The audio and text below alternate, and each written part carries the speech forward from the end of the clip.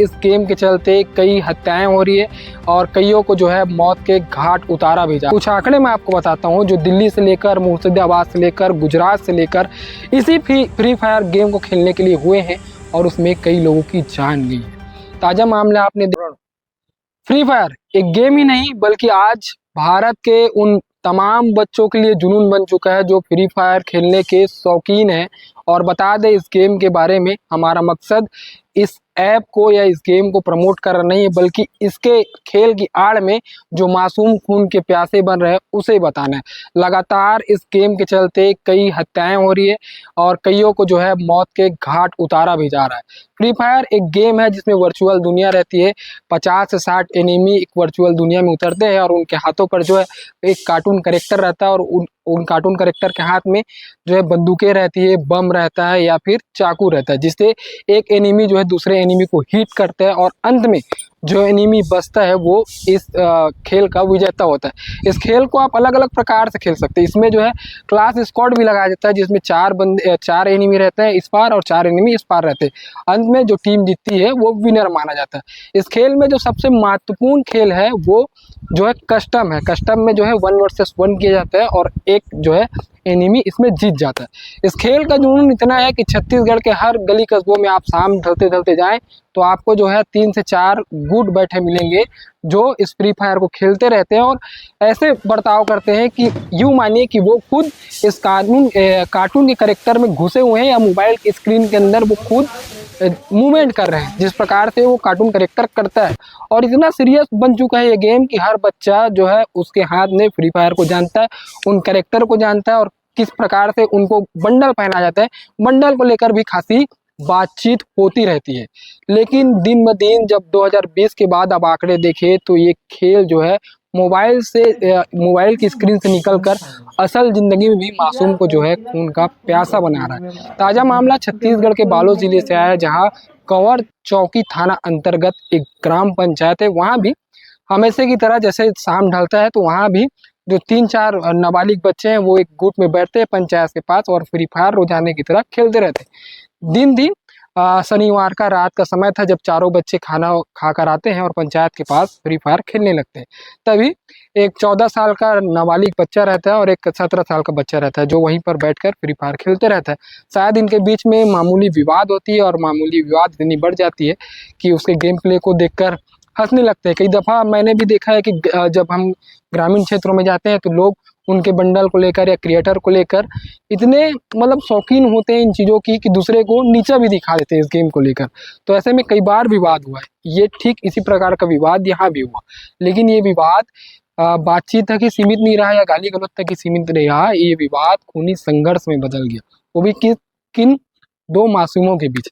14 वर्ष का बच्चा बोलता है तू हंस मत, मैं तुझे मार दूंगा, और थोड़ी देर बाद जो है अपने जेब से चाकू निकालता है और 17 साल के नाबालिग को जो है चाकू घोंप देता है, जिसके बाद आनन फानन में उसे धमतरी ले जाया जाता है और हालत नाजुक होने के कारण उसे रायपुर रिफर कर दिया गया। हालांकि मैंने जो है उनके परिजनों से संपर्क करने की कोशिश नहीं की, बातचीत करने की, क्योंकि उनका जो मासूम है वो ज़िंदगी और मौत के बीच का लड़ाई लड़ रहा है, तो ऐसे में उनसे पूछना जायज़ बात नहीं है। लेकिन जो तथ्य सामने आया है, जो जानकारी है, उनके आधार पर इस रिपोर्ट को तैयार किया जा रहा है। हालांकि बताया जा रहा है जिस नाबालिग ने जो है इस घटना को अंजाम दिया है उसे बाल सुधार गृह भेज दिया गया है। और बालोद एसडीओपी देवांश राठौर ने क्या कुछ कहा है उसे आप सुनिए। लेकिन एक चीज़ और है कि जिस तरीके से लगातार ऐसे गेम जो सोशल मीडिया पर मासूम बच्चों के लिए जुनून बढ़ते जा रहे हैं, आए दिन मासूमों के जो है मौत का कारण बनते जा रहा है, इसके पीछे जिम्मेदार कौन?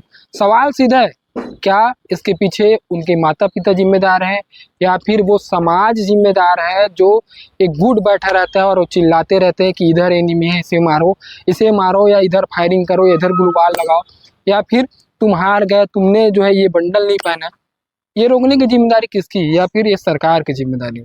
सवाल तो बहुत सारे हैं। सवाल उन पालकों से भी कि क्या आपने अपने बच्चों को जो है गेम खेलने की इतनी आज़ादी देने लगी है कि आपके बेटे के ऊपर इतना जुनून सवार है कि वो किसी का भी खून बहा सकता है?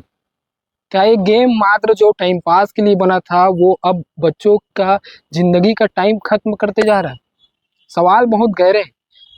गेम मात्र एक टाइम पास के लिए है, आप टाइम पास के लिए इस गेम को खेल सकते हैं, लेकिन इसे इतना सीरियस लेने की ज़रूरत नहीं है। कुछ आंकड़े मैं आपको बताता हूँ जो दिल्ली से लेकर मुर्शिदाबाद से लेकर गुजरात से लेकर इसी फ्री फायर गेम को खेलने के लिए हुए हैं और उसमें कई लोगों की जान गई है। ताज़ा मामला आपने देखा होगा कि एक 14 साल का लड़का जो अपनी मम्मी के मोबाइल पे जो है फ्री फायर गेम खेलता है, उसमें टॉप अप रिचार्ज करता है, डायमंड रिचार्ज करता है और जो है अपने बंडल को जो है वो क्रिएटिव बनाता है, उसमें तरह तरह के सामान खरीदता है और लगभग 3,000 रुपये खर्च कर देता है, जिसके बाद शायद उसके परिवार वालों ने उसे डांटा होगा और इस बात को इतना बुरा मान जाता है कि वो बच्चा जो है आत्महत्या कर लेता है। सोचिए ऐसी मानसिकता है और किस तरीके से कितना गहरा असर ये फ्री फायर जैसे गेम डाल रहे हैं कि बच्चों को जो है वो खून के प्यासे बना दे रहे हैं। तो हम भी बच्चों से निवेदन करते हैं कि फ्री फायर खेलिए, माध्यम टाइम पास का माध्यम, उस हिसाब से आप फ्री फायर खेल सकते हैं, लेकिन अगर ये जुनून आपके अंदर भी चल जाए, अगर आप खाना पीना भी त्याग दे इस गेम के चलते, तो कहीं ना कहीं ये आपको कहीं का नहीं छोड़ेगा। गेम स्क्रीन की दुनिया में ठीक है, इसे असल ज़िंदगी में दोहराने की कोशिश ना करें। और भी अपडेट के लिए बने रहें सस्तक छत्तीसगढ़ के साथ।